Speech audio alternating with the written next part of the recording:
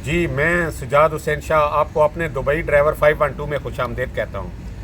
अगर आप हमारे चैनल पर न्यू हैं तो हमारे चैनल को सब्सक्राइब कर लें और बेल आइकन के बटन को प्रेस कर लें ताकि हर आने वाली नई मालूमाती वीडियो आप लोगों तक पहुँच सके। जिस तरह के आपके इल्म में हैं, हम ड्राइविंग के रिलेटिव यही हमारा चैनल है, इसी में हम मुकम्मल तौर पर डिटेल और इन्फॉर्मेशन देते रहते हैं। आज हम आपके साथ एक ऐसे लड़के की मुलाकात करवाएंगे जिसने अभी ही लाइसेंस पकड़ा है, और आप उन्हें देख के अंदाज़ा लगा सकते हैं कि ड्राइविंग इतनी मुश्किल भी नहीं है जितनी हम लोग कई दफ़ा समझ लेते हैं। आप उनसे आपकी मुलाकात करवाते हैं, और सबसे पहले तो हम आपका तारुफ करवा दें। जो ये साहब अपना तारुफ दसते हैं। अस्सलाम वालेकुम जी, मेरा नाम है फ़रूक अहमद ते जी अजमान पाकिस्तान केड़ी जगह ते हो तुसी? पाकिस्तान पाकपतन। पाकपतन। अच्छा फारूक साहब, ये दसो भी तुसी केड़ी स्टेट तो लाइसेंस लिया? मैं अजमान तो अजमान तो नाजरीन ये भी दस देव कि अजमान रकबे के हिसाब न बड़ी छोटी जी साड़ी स्टेट है, लेकिन बहुत ज़्यादा इत्थे भी मतलब है कि ड्राइविंग स्कूल भी हैं और बहुत अच्छी तालीम और तरबियत भी दी जाती है, और बहुत ज़्यादा लोगों इतों लाइसेंस भी अप्लाई किया है। अच्छा फारूक साहब, ये दस सकते हो कि कितना तुहाडा खर्चा होया? तकरीबन 11 साढ़े 11,500 खर्चा हो गया। और केड़ी ट्राई विच मतलब है कि लाइसेंस तुसी लिया? रिवर्स जी पहला माशाल्लाह हो गई, ठीक हो गया। ते रोड वाली जी 3 फेल की, चौथी दे जा ठीक हो गया। पास की। अच्छा तो क्लासां टोटल तुहाडियां कितनी हुई जेडे पहले दिन ना दस्या सी? तकरीबन 40 क्लासां। अच्छा, और तीसरी ट्राई भी तुसी पास हो गए, लगभग 11,500 खर्चा होया। कितना टाइम कितना लगे? तकरीबन 4 महीने लग गए।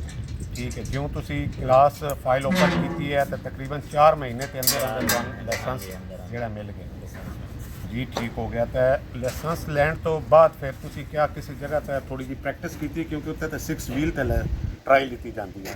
हुण तुसी ट्राला चला रहे हो? नहीं जी, कोई ट्राई नहीं दी। महीने बाद मैं जो वीज़ा चेंज किया तो मैं गड्डी चला। ठीक हो गया। तो क्या तुहानू मुश्किल लगे? ज़ाहिर है 6 व्हील की रिवर्स होर होंदी और ट्राले की ड्राइविंग और रिवर्स होर होंदी। थोड़ी बहुत प्रैक्टिस किसी दोस्त ने करवाई है? हाँ जी, ऐसे दसिया अपना दोस्त ने। ठीक है। बाकी आस्ता आस्ता हो गया। अच्छा, तो टोटल फिर खर्चा लगभग लाइसेंस का वीजे का 20,000 दिरहम बन गया। और टोटल तुहानू वीज़ा लैके आया तकरीबन 6 महीने हो चुके। हाँ जी, 6 महीने। हुण तुसी वीज़ा नवा लिया कि उसी कितना अरसा हो गया? तकरीबन 7 माह। 7 माह हो चुके हैं।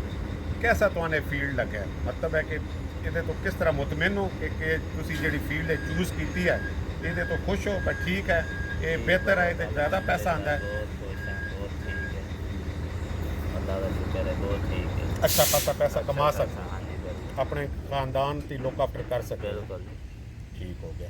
कि तुसी साडे नाजरीन नूं दसोगे कि ਜਿਹੜੇ लोग इंडिया च और पाकिस्तान भी बैठे हैं और आना चाहते हैं और अपने जहन में तैयार दो कि असी आना है तो कि कुछ लैके आना, उन्होंने तुसी क्या मशवरा दो? आ जान? बिल्कुल जी, आना चाहिए। बहुत अच्छा जड़ा है काम माशाल्लाह, कोई परेशानी नहीं, कोई टेंशन नहीं, बहुत आसानी ना बंदा जड़ा लाइसेंस लै सकता है। सही है तो बहुत ठीक।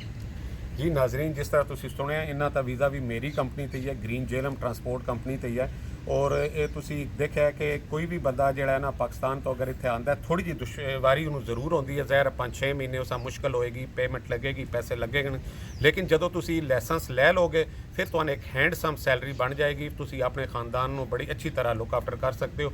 और जितने भी साडे नाजरीन साडे चैनल को देख रहे हैं, असी उम्मीद करते हैं किसी ने भी रहनुमाई साडी चाहिए हो, साडा WhatsApp नंबर भी है, और कमेंट्स भी तुसी कमेंट्स पाओगे तो असी इंशाल्लाह दा जवाब देंगे। तो सन इहदे तो नैक्सट वीडियो तक दो इजाज़त। अपना बहुत सा ख्याल रखो। साडियां दुआवां हमेशा की तरह तुहाडे नाल नो। अल्लाह पाक तुहानू खुश खुरम रखे। अल्लाह हाफिज़। अल्लाह।